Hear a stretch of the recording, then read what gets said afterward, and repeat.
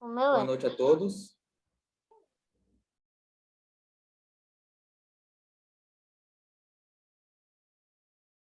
Todos estão me ouvindo? Ok. Eu queria compartilhar só um segundinho.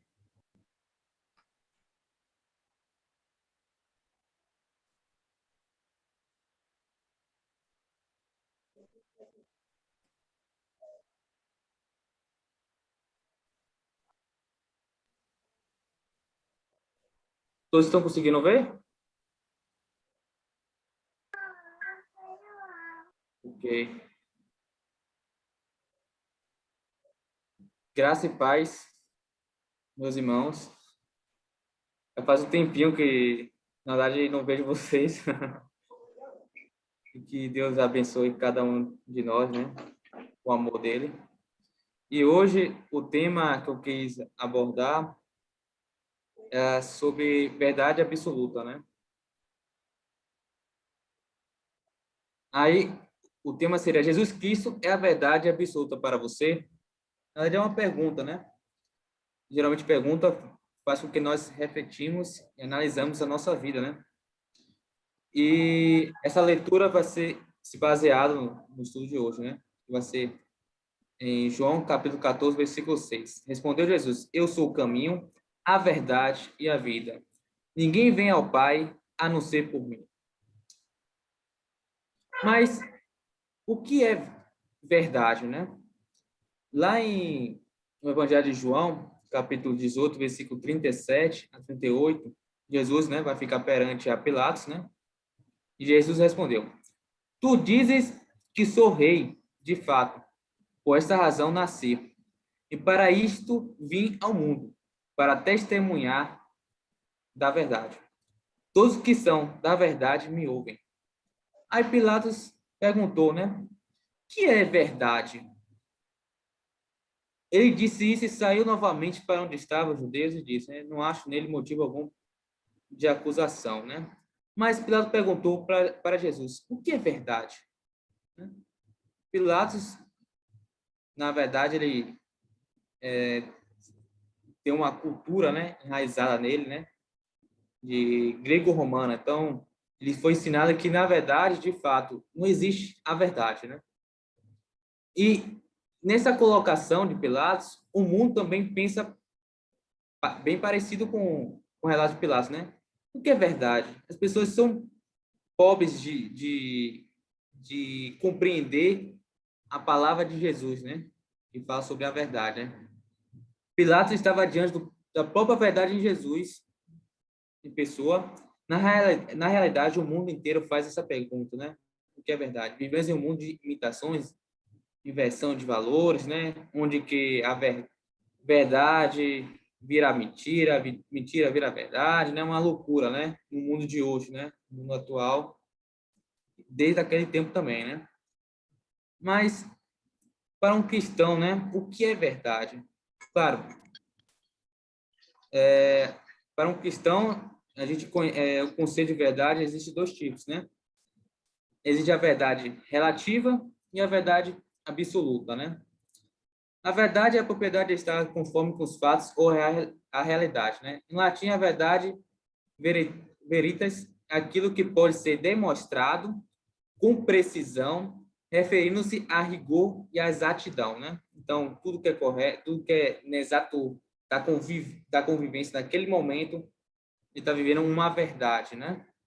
Mas o que é verdade relativa, né? Você viu que foram separados de verdades relativas e absolutas, né? Mas primeiro, o que é verdade relativa, né? Pode ser que uma pessoa que torce para o Bahia, né? Eu peguei esse exemplo, né? Acho que acaba encaixando para todos, né? Que torce para o Bahia, acha que o Bahia é melhor do que o Vitória. Então, para ele é uma verdade, né? Vivendo nele, né? E tem gente que acha que Vitória é melhor do que Bahia, né? Sempre que fala de Bahia, eu lembro do Davi. Davi acha que o Bahia sempre vai ser melhor que o Vitória, independente do século, enfim. Mas peguei outro exemplo, né? De pessoas que que coloca na sua vida que realmente Messi, no século XXI, foi o melhor jogador que já viu.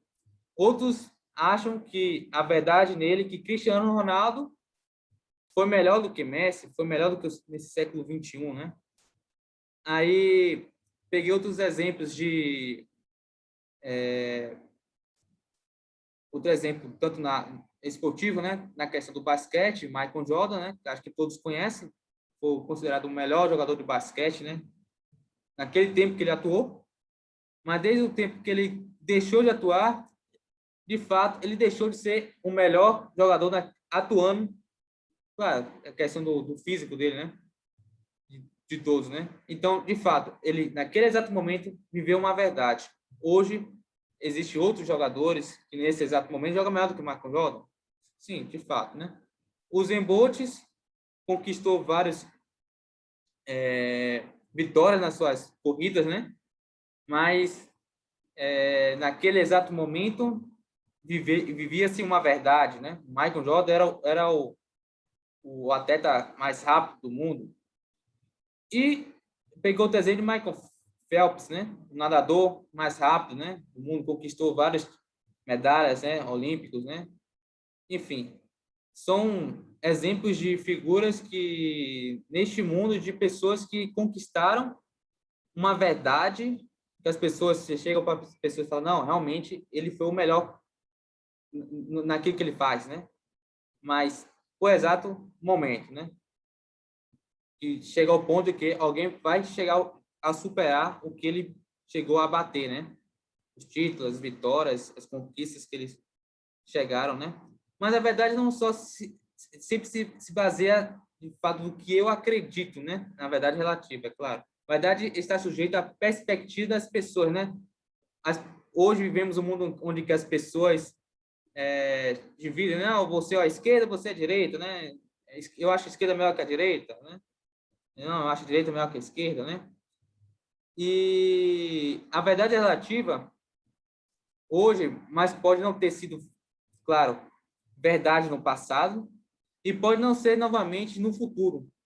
Sempre está sujeito a mudanças, né? Então, claro, sempre relatando verdade relativa, né? Exemplo de Isaac Newton, né? Um físico matemático inglês que dentro do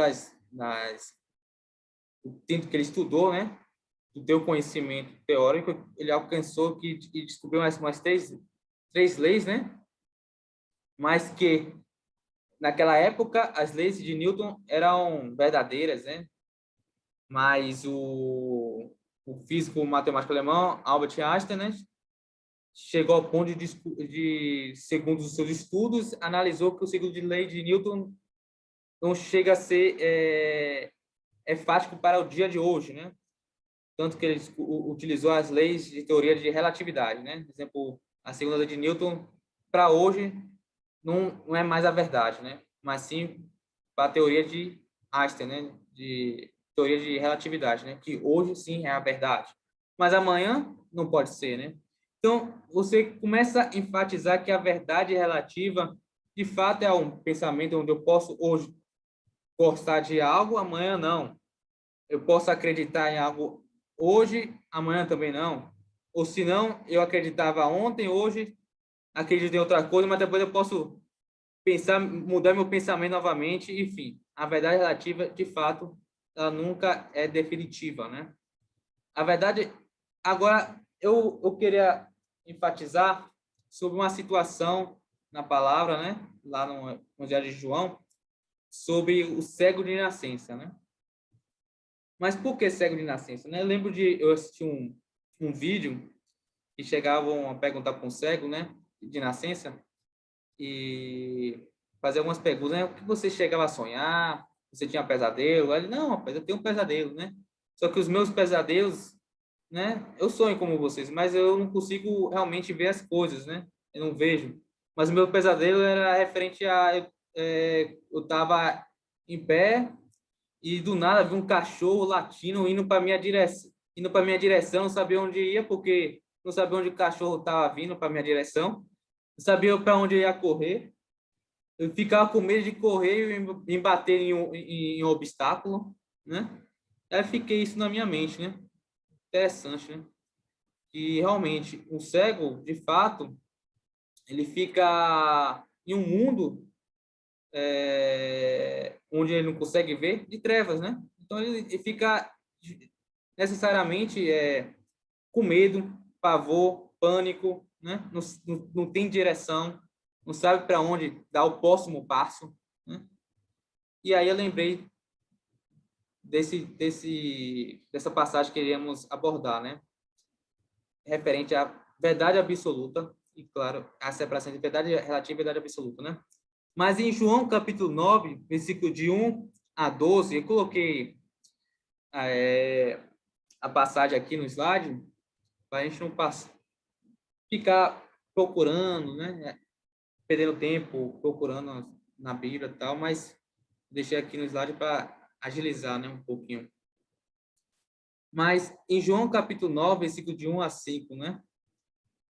Jesus sobre o cego de nascença, né? Ao passar, Jesus viu um cego de nascença, né? Seus discípulos lhe perguntaram: Mestre, quem pecou? Este homem ou seus pais? Para que ele nascesse cego? Às vezes, já havia até relatos de irmãos, né? De dizer que, às vezes, os problemas que a gente acaba passando, ou dificuldade, né? Ou pode ser através do pecado, ou através do que, você errou, por essa razão você está pagando esse preço, né? Mas, na verdade, Jesus vai deixar bem ciente que o objetivo dele, de fato, dele ter nascido cego, não é para isso, né? Aí, versículo 3, né? Disse Jesus: nem ele e nem seus pais pecaram, mas isso aconteceu para que a obra de Deus se manifestasse na vida dele, né? Aí, versículo 4. Enquanto é dia, precisamos realizar a obra daquele que me enviou. A noite se aproxima, quando ninguém pode trabalhar. O versículo 5 vai enfatizar, né? E quando estou no mundo, sou a luz do mundo, né? Jesus é a verdadeira luz do mundo, porque é apenas por meio dele somos iluminados por meio do mundo, né? Através de Jesus Cristo, é claro. Jesus é a luz que brilha no meio da humanidade pecadora. É a única luz que, de fato, pode iluminar aqueles que estão em trevas espirituais. É a luz que revela a salvação eterna aos pecadores redimidos que são feitos como filhos de Deus, né? Nós somos pecadores e aceitamos Cristo, né? Através da luz de Jesus e hoje somos realmente filhos de Deus, né? Então, Jesus enfatizou: eu sou a luz do mundo, né? Ele de fato estava associando ao cego de nascença, né? Ele não via, nunca chegou a ver a luz do mundo, né? Nessa passagem está enfatizando, né, que ele era um cego de nascença, então ele jamais chegou a ver luz, né? Versículo 6. Tendo dito isso, né, ele cuspiu no chão, né? Cuspiu, misturou a terra com saliva e aplicou aos olhos do homem. Aí ele fez lá um barrozinho, né? Aí fico imaginando que coisa nojenta, né? Ele cuspiu, misturou com barros, com areia, com chão, né? Areia, terra, misturou, fez o barrozinho e aplicou no olho do cego, né? Então lhe disse: vá, lava-se no tanque de Siloé. Interessante, né? Lá existia três tanques, né? Três reservatórios de água, né? Localizados lá em Jerusalém. Mas ele foi exatamente onde que Jesus pediu, né? Que significa enviado, né? O homem foi, lavou-se e voltou a ver. Olha que interessante. Ele, de fato, teve fé, obedeceu, realizou e aconteceu um milagre, né? Que acabou acontecendo, né? E obedecendo o que Jesus pediu. Aí tem um primeiro ponto, né? As pessoas começaram a interrogar ele se era cego. No versículo 8. Seus vizinhos e os que anteriormente os tinham visto mendigando perguntaram: não é este o mesmo homem que costumava ficar sentado mendigando? Naquela época, o cego, de fato, não tinha valor, né? Era não tinha significado perante a sociedade, né? Porque quem confiaria num cego para fazer uma atividade, né? Ou se não realizar algum serviço, algum trabalho. Então, a atividade, né, mediante do cego era simplesmente ficar mendigando. E os vizinhos, ao ver que olhou para o cego e viu, oxe, oxe, não é aquele homem que parecia que ficava mendigando, aquele cego? Aí, versículo 9. Alguns afirmavam que era ele, ou diziam, não, apenas se parece com ele. Não é possível. Como é que pode? Um homem de nascença chegar a ver. Mas ele próprio insistia, sou eu mesmo, sou eu, aquele cego que não via, mas agora eu vejo, né? Então, eles perguntaram, como foram abertos os seus olhos? Interrogaram eles, né? Ele respondeu, o homem chamado Jesus, ele não conhecia Jesus, né? Ele era cego, misturou a terra com saliva, colocou nos meus olhos e me disse que fosse lavar-me em Siloé. Fui, lavei-me e agora vejo. Olha que interessante. Então, as pessoas ficavam interrogando, como é que pode um homem desse chegar a ver? Aí ficaram, parece com ele, parece com aquele mendigo, não parece. Conheço ele não via, agora vê. Mas ele falou, não, sou eu mesmo, sou eu. Agora estou vindo, né? Eles lhe perguntaram, onde está esse homem, né? Esse homem que fez isso, que fez com que você vês. Ele falou, não sei, disse ele, né? Então, aí chegou a um ponto em que Jesus, de fato, fez um milagre, fez o cego chegar a ver. E, a partir daí, entra a questão dos fariseus, né? Os vizinhos não conformados, não é possível. Deixa eu ver. Não está conseguindo ver. Não estou conseguindo ver. Aparecer. Aí os fariseus, né? Chegaram ao ponto de interrogar os cegos, né? Como é que pode um homem cego de nascença agora chega a ver? Versículo 13. Levaram os fariseus ao homem que foram cegos, né? Lembrando que quem levou os fariseus foram os próprios vizinhos, né? De fato, interrogando, não acreditando muito nele, né? Era sábado o dia em que Jesus havia misturado terra com saliva e aberto os olhos daquele homem, né? Aí eu acho interessante, né? Que nesse exato momento, a história, ele deixa de estar voltado para Jesus e começa a estar voltado para o cego, né? É tipo, eu não assisto o BBB, né? Big Brother, né? Não assisto. Mas é como se a câmera estivesse voltado para o cego, né? E aí, a partir daí, ele começa a ter um diálogo, né? Entre o cego e o fariseu, né? Os fariseus. Então, os fariseus fizeram a primeira interrogação, né? Para o cego. Então, os fariseus também lhe perguntando como ele receberam a visão. O homem respondeu, ele colocou uma mistura de terra e saliva em meus olhos e me lavou e agora vejo.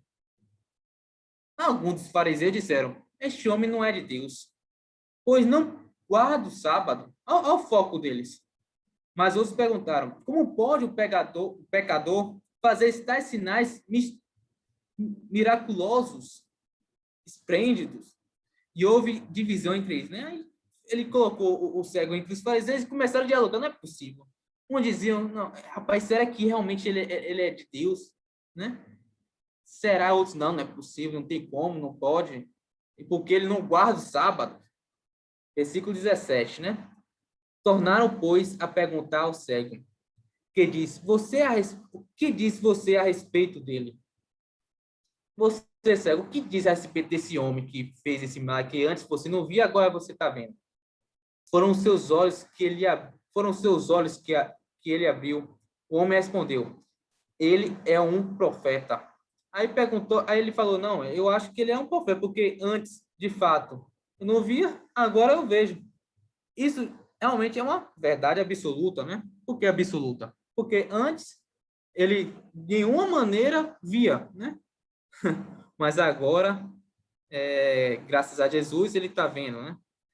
Os judeus não acreditavam que ele que ele era cego, né? Fora cego e havia sido curado enquanto não mandaram buscar os seus pais, né? Ele não acreditou, manda chamar os pais deles. Aí foram lá, versículo 19. Pegou, chamou os pais deles. Então perguntaram para os pais dele, né? É este o seu filho, o qual vocês dizem que nasceu cego? Como ele pode ver agora? Não é possível. Como é que seu filho vê agora?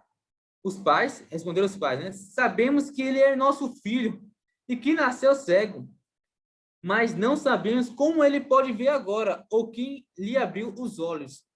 Perguntou a ele. Que idade ele tem? Fala por si mesmo. Ele pode falar por si mesmo. Ele já tem idade suficiente. Deixa ele falar. E, na verdade, os pais estavam com medo, né? De que os fariseus fizessem algum pedrejar ele, fazer algum mal perante eles, né? Seus pais disseram isso porque tinha, versículo 22, tinha medo dos judeus, pois esses já haviam decidido que se alguém confessar que Jesus era Cristo, seria expulso na sinagoga, né? Onde eles estavam habitando para fazer como se fosse um tribunal, né? Então, foi por isso que os versículo 23, foi por isso que seus pais disseram, idade ele tem, perguntam a ele, né? Aí, de fato, você fica se perguntando, os fariseus, qual pensamento são os fariseus nessa interrogação, né? Qual o intuito deles, né?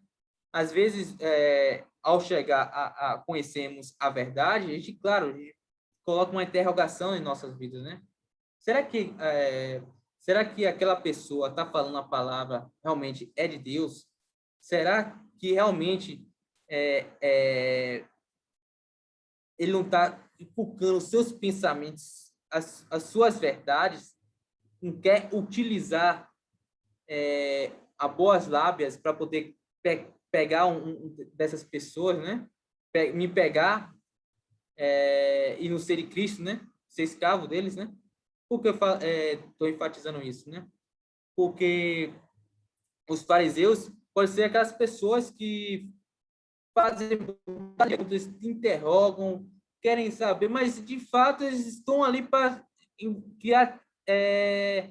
não conhecer a verdade, mas sim derrubar a verdade, né? Os fariseus, as pessoas hoje, eles não estão realmente muito querendo conhecer, se libertar, né, a escravidão desse mundo, mas eles querem realmente ficar discutindo, querem criar brigas, quer manchar a palavra de Deus, né? De fato, os fariseus estavam vivenciando, estavam tentando enfatizar isso, né? E não conformado, eles fazem a segunda interrogação ao cego, né? É a segunda vez que interrogam os fariseus para o cego, né? Versículo 24. Pela segunda vez chamaram o homem que fora cego e lhe disseram: para a glória de Deus, diga a verdade, né? Ele já estava implorando, para a glória de Deus, diga a verdade. Sabemos que esse homem é pecador, não pode, ele é pecador. Não... Aí, versículo 25, ele respondeu: não sei se ele é pecador ou não, uma coisa eu sei, eu era cego e agora eu vejo. Olha que interessante. Esse é um ponto que é um ponto que a verdade do cego é referente ao milagre que esse homem, que Jesus Cristo fez, ele estava convicto, estava concreto. Eu não via. Eu antes não era cego, mas agora eu vejo. Aí eu lhe faço uma pergunta, né? É uma afirmação, na verdade. Eu era cego antes, agora eu vejo. De que maneira eu era cego e agora eu vejo, né?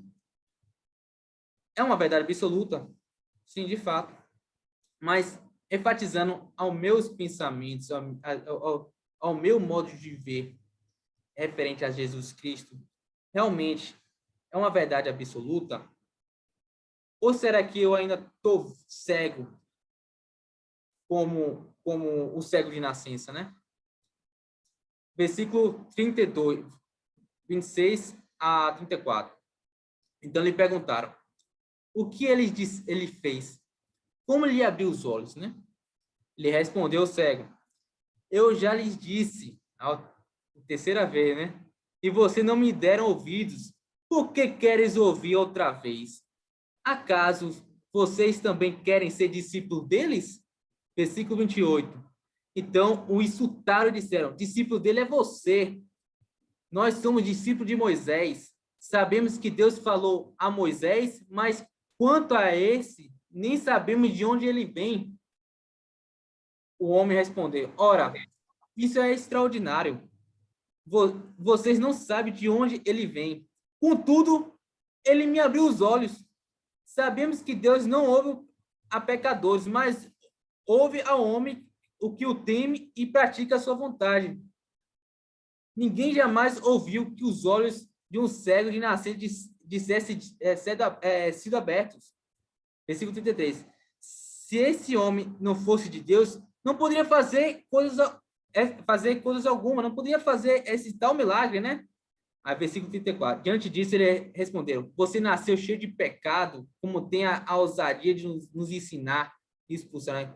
Essa parte, vocês nasceram cheio de pecado, tipo, você nasceu cego de nascença, você é cheio de pecado, por isso que você era cego de nascença. Você vem me ensinar, olha a soberba, né? O ego dele lá em cima dos fariseus, né? É um ponto importante dizer que, claro, todo esse relato de Jesus, do homem, do versículo 20, versículo 30 a 33, ele estava dizendo, não, esse homem realmente é de Deus, né? O cego, né? Esse homem realmente é de Deus, Jesus Cristo é de Deus. Não podia fazer essas tal coisa, né? De fato, para fazer essas coisas, só um profeta, né? Realmente. Mas tem um ponto importante. Poderia o contexto do cego terminar por aí, né? Ele fez um milagre, ele de fato falou que Jesus ele é um profeta, né? Mas o texto não acaba por aí. Porque essa confessão de Jesus realmente é um profeta, né? Não é absoluta. Ele viu que, não, esse homem, ele não conhecia de fato quem era Jesus. Ele não conhecia. Ele dizia, não, ele é um profeta. Essas coisas só que pode fazer se fosse vindo de Deus, né? Então, no versículo 35 ao 41, lembra que a cama estava voltada para o cego? Jesus chega para o cego, né? Aí Jesus viu toda a situação acontecendo, né? Os fariseus expulsou ele. Ah, você não sabe de nada. Nós sabemos de tudo.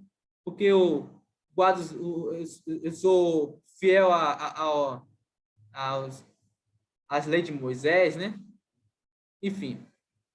Mas aí no versículo 35, Jesus vindo, né? A situação que toda a ocasião que Jesus, na verdade, fez com que o cego fosse, criasse um rebolinho entre eles, né?